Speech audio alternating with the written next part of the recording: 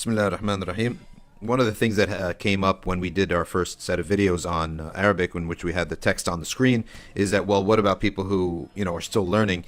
And we figured, let's make this a one-stop shop. Let's make Safina Online a one-stop shop. So the alphabet now is something that we want to put up, and we'll put up part of it publicly. The rest of it will be free, but it'll be on Safina Online on the Teachable site, so people can ask questions. So let's just take a quick overview.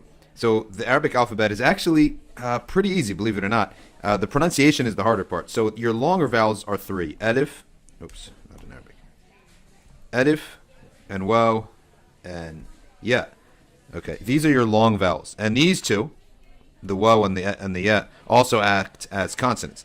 Now, the easy thing about Arabic is that there are a set of 8 letters that are all the same, except for the dots. So ba, ta, and tha.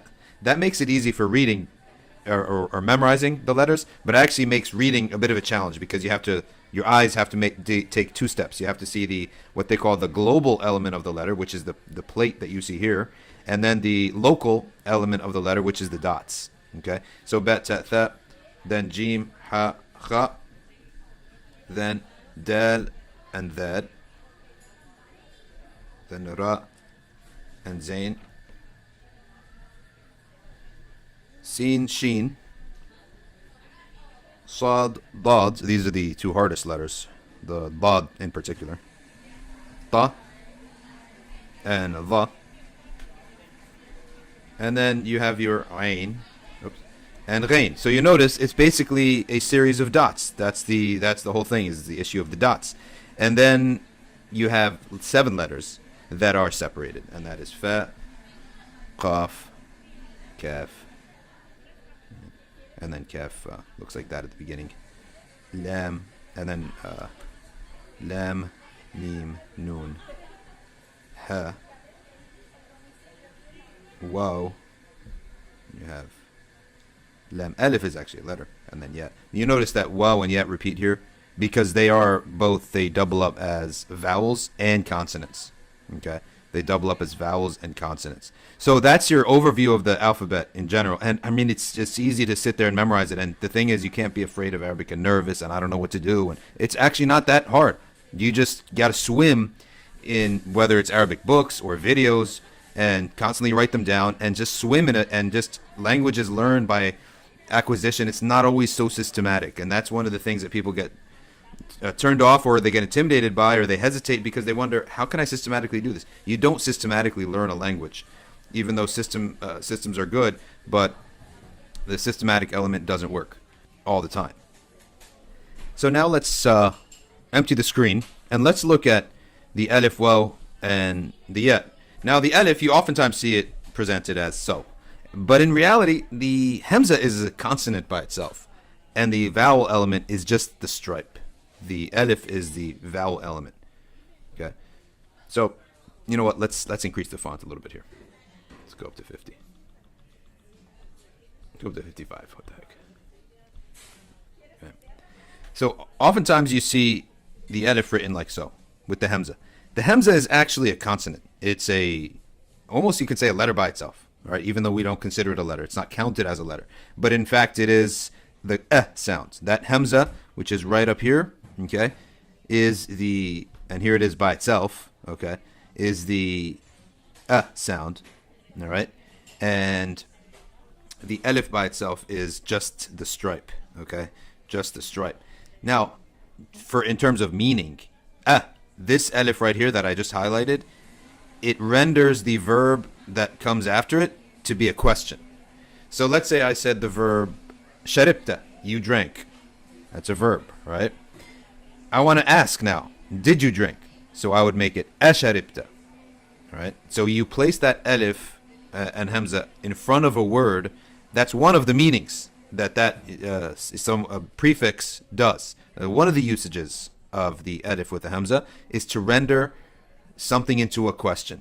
So qalamuka means your pen. If I say aqalamuka, it means, is it your pen?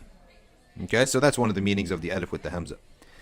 Now we go to the way it's written, and let's say we have text. Let's just throw a bunch of text here, and then we want to add an alif. You can add an alif, but afterwards nothing connects to it. If you notice here, Okay, nothing connects after the alif. So the alif receives a connection, but it does not give a connection. It's one of 6 letters that don't. One of the a few letters that don't give a connection. Okay, dal, dhal, ra, zain, alif, waw. That's 6 letters that do not connect after it. So before it connects, but not after it. All right, good. So now let's look at that's your alif. Now let's look at the waw. Okay. Now the waw is actually considered one of the most beautiful letters in the Arabic language. That's why in all the Ottoman work and a lot of these calligraphers, they just love to make the waw, right? They'll just make waws by themselves, or floating in the middle of the text, you'll see a waw. Okay, it's also the symbol of the dhamma is like that, so it's close because it's obviously a short vowel version of the waw. So that was an easy connection right there. So now the waw is again a consonant, but it's also, as we're studying here, a vowel as the oo sound. Okay, oo sound. And the waw by itself has a couple meanings. The first meaning is that it is an oath. Okay, wallahi. All right, say wallahi. All right, it is an oath. Okay, the other meaning of waw is a conjunction. So if you're saying you have, so and so here, wa, and then so and so here. I'm just putting any letters right at this point. So it's a conjunction. It means and. All right, it's a conjunction meaning and. So that's the second meaning of waw. It has actually 11 meanings. The third one, we're only going to cover 3, so don't worry. The third one is that the waw is something called istitnaf, which means to begin a new idea. And this is something you'll note in Arabic texts, is that the Arabs, until recently, never used periods. They just stopped when the sentence was over. And they didn't mark the end of one sentence, rather they marked the beginning of the next sentence with waw. Okay? So they marked it with just the letter waw, and many translators end up translating wa as and. So you see all these sentences begin with and they drilled it in our heads in the English language. You don't start a sentence with and. So actually that translation is incorrect. The correct translation is that it's just a new sentence. You don't need to say anything. You don't translate it at all. It's just a marker of a new sentence. Of course, you pronounce it, and in the Quran, it's there many times. You do pronounce it, but as a translation in meaning in English, you don't use and. You don't put anything at all. Okay. Now let's look at how the waw connects. The waw again connects from the back. Let's say you put some letters down, and the waw connects from the back, like so. Okay. You want to add a waw, you just loop into it. However, if you continue writing text, there's no connection afterwards. Okay. So the waw does not connect afterwards. Just like the alif, it connects only from the back. And waw and alif are two of the easiest letters to learn because they have one form. Okay, one form. They don't have teeth. They don't change forms from beginning, middle, or end. Again, I'm just putting any letters here for now until you start knowing words. Then we'll add words to it. Now let's look at the last vowel, and that is the. All right. So we looked at alif, we looked at waw, and now we're going to look at the ya. And the ya again is a consonant, the y sound, the ya, and it's also the e sound. Okay, so it's a consonant of the long vowel of it. Sorry, the long vowel of it is the e sound, and it doesn't have any meaning by itself. The e at the I should say at the end, it doesn't have meaning as a word, but at the end, it does indicate possession. So if I have the word like qalam, this is the word qalam, qalam, and then I want to say it's my pen, you add a ya, qalami. Okay, qalami. Now also, if you are the ya as a suffix, did I say prefix before? I meant suffix. Also has another meaning, which is attribution. So if I want to be attributed as Hanafi, for example, you say Hanafi. Okay, Hanafi. So the ya has, as a suffix, has two meanings, being possession and attribution. So I'm attributing myself to this madhab. Or let's say you are American, so you say Ana Amriki. Okay, Amriki. Okay. Or you would say Britani. All right, Britani. All right, so that is attribution. So now you know a couple meanings now. You know the alif with the hamza refers to beginning of a question.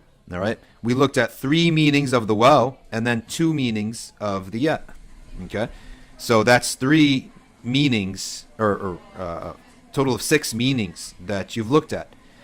All right, so now let's look at, and you might want to jot this down. I mean, you got the video, so you can just watch it again later if you forget. But these are 6 basic meanings. And like I said, there is no specific system. The general system is you're going to begin with the alphabet to learn Arabic. Then you're going to start learning words, then grammar, all right, and so on and so forth. Then you read. But there is no specific systematic way. That's the only way. You just take whatever you can get, and the more you review and the more you just watch videos, because we need a thick middle class that can read classical Arabic to bring an end to the reign of nonsense that has taken over the Western Hemisphere of bloggers and so-called public intellectuals that are just leading people astray. If they had just limited themselves to talking about anything else beyond theology and Islamic law, because they are making a mess out of everything with these ideas. And I hate to be negative, but sometimes negativity, I mean, think about the Shahada. What does the Shahada do? It begins with false gods. It says there are no false gods. All right, so it begins with the reality that we're in, which is that there are bad things going on. Now, this is how to rectify it. So actually, if you think about Islamic theology and da'wah, it begins, and the Prophet's message, it begins with the reality. And the reality is that there's a mess. And the reform and modernist ideas, reform ideas are totally misrepresenting a sacred tradition that is thousands of years old. Hundreds of years old, right? Over 1,000 years old, I meant to say. And we simply have to just get back to the text and start reading. So if you think, oh my gosh, I can't read Arabic. Well, listen, you're going to learn. That's how simple it is. Well, you don't know how to read Arabic, you learn. You start from today. A year from today, you'll say, well, wow, I'm glad I started a year ago. I can actually read a sentence. Now let's look at the, in the beginning of the word, it looks like so, okay? It's a tooth with 2 dots underneath it. And then you could write any word that you want, right? You could put an alif here. That's how an alif would look. That's how a waw would look. Okay. Now let's look at, let's hypothetically just say you put a ta, letter ta. Okay. And then you put a ya again. Okay. There. Ya in the middle of the word is this one right here. Again, it is a tooth and 2 dots. And then let's say you put a meme, and then you wanted to wrap it up with another ya. That's how the ya looks at the end. Okay. At the end. This is not a word. I mean, it's a word. It means my orphan. I didn't intend to write that. I'm just throwing letters out at this point. Okay, so that's ya, ta, ya, meme, and ya. All right.